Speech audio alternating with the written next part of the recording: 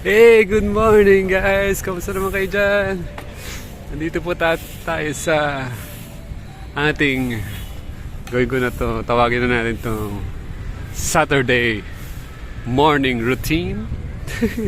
Hindi siya daily, ano? Morning lang. Morning routine. Wow! Hulaan nyo nasan tayo? Nandito tayo sa... Nakakatuwa lang bago tayo mag-start. Inhale muna tayo. Exhale. Inhale. Exhale. Okay? Ang title ng vlog na to ay Saturday Morning Routine. Tuwing Sabado ng umaga, may mga nagsasakar dito. Banda ron, merong nagsusumba.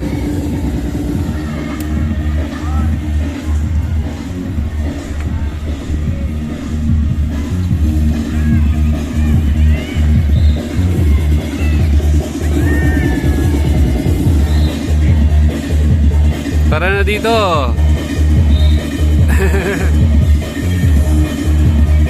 Kung gusto nyo maging healthy, mga taga Cavite, dalaw kayo dito sa Aguinaldo Shrine every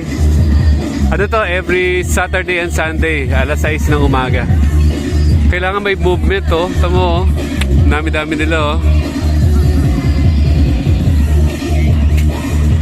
Jo-join tayo dyan mamaya after ng ating vlog.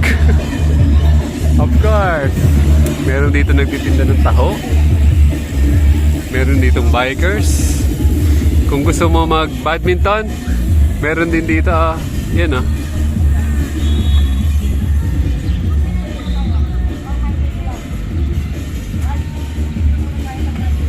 o. Pipicture mo na sila. May organizer. Ayan o. Ano to? Project siya ng Philippine Sports something. Ayan o, may mga videos, may pictures sila.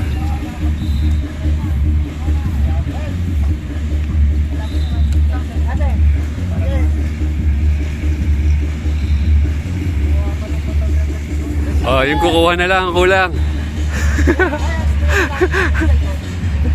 Ako na lang kukuha. Ito, kuha kami. Ito. Sakto yung dating ko, Tama dating mo. Game. 1, 2 1, 2, 3.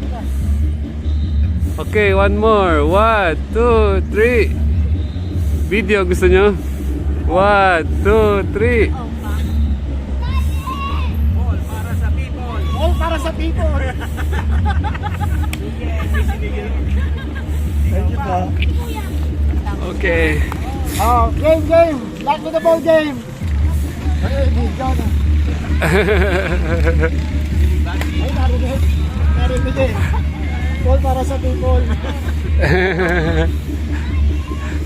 Okay, nakatulog tayo ng mga guys. Bawal pang i-post to. Bawal? Bawal. Bawal pa. Wala, October pa. November pa. Yan, okay. Organize po tayo dito. Ay, teka lang, matahubos na yung ating minuto. So guys, thank you for watching. Biglang natapos yun. So, maganda naman. Ginawa nila yung park dito. Ginawa na nilang sports place. Maganda lahat ng mga lugar magkaroon ng ganito kasi kailangan ng taong gumalaw. Kayo mga ayun o, magparaw kayo. Wow, sarap naman dito. Mag-relax ako dito. Nakita niyo yung bench na yan. Amazing. Uy, yung nangyari sa ano ko. Lumuwag.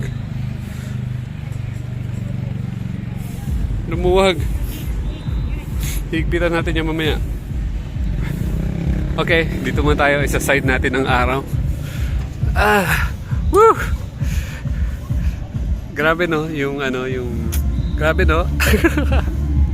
Ang tagal nating walang vlog. Umabot po tayo ng mga 2 linggo na yata. Kasi bumalik tayo sa Cavite. Dahil ang dami nating ginagawa dito. Wala tayong time para mag-vlog. So, gawin ko na tong Saturday morning routine. mukhang kaya ko itong gawin ng tuloy. Kung kayo po ay starting October, gawin po nating routine to. Kung gusto nyo makipag-banding sa akin, mga kabuhay sakto, pwede kayo sumama dito every Saturday morning. Maganda tong banding for family. Ay, hindi ko pa pala nakakita. Meron tong nagkakarate. Yan. So pwede rin kayo doon. So guys, thank you for watching. Ano bang gusto kong sabihin sa inyo? Na-miss ko kayong lahat. Marami tayong mga ginawa nitong nakaraang 2 linggo. Happy naman kasi number 1 kong ginawa is maglinis ng bahay. Di ba nga 3 months po tayong nawala.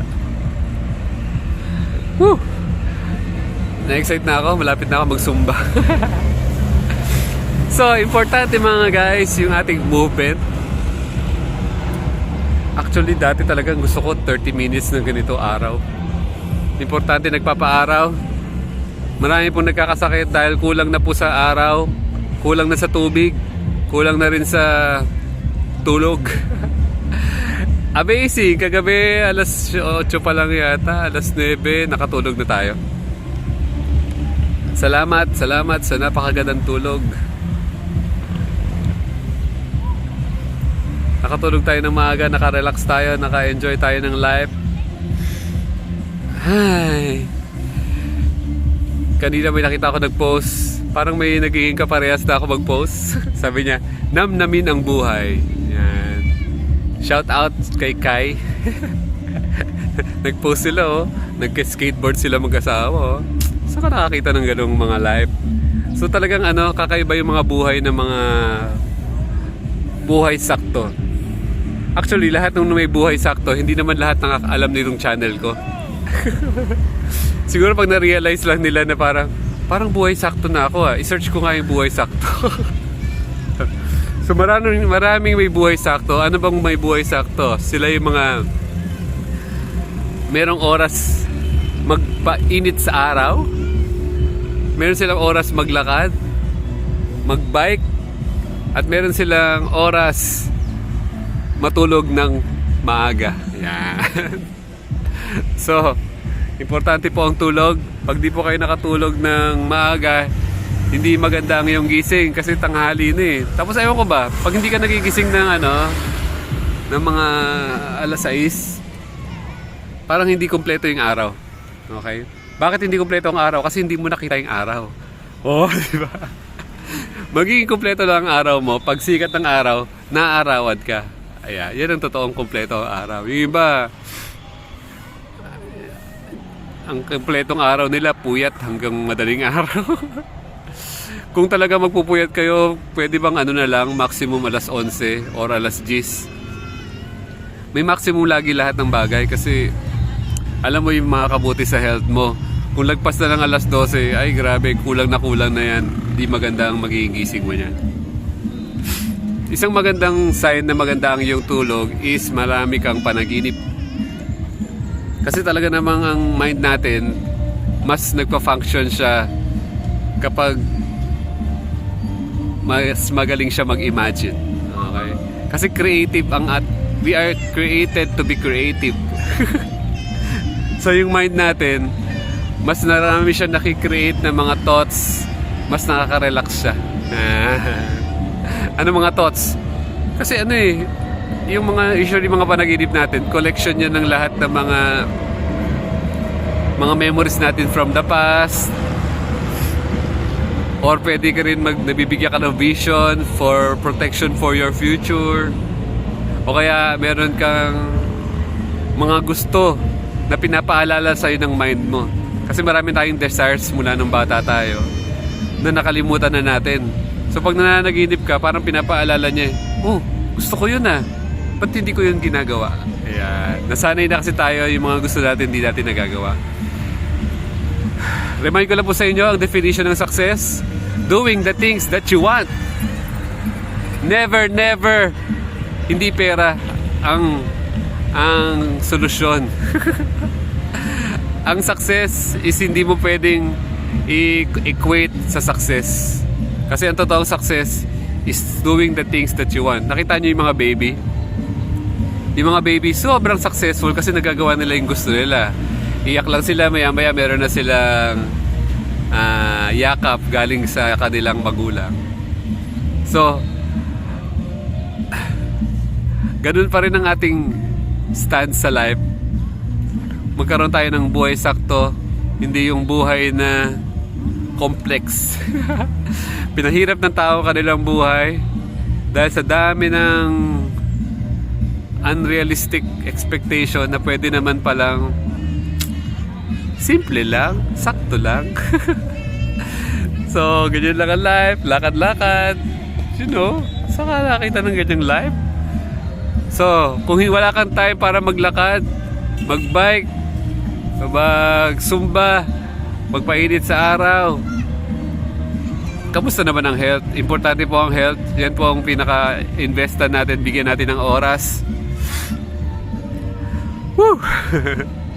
So, start natin to Saturday morning routine. Matapos natin to hanggang December. Kasi para ka makapag-create ng routine, at least mga 21 days.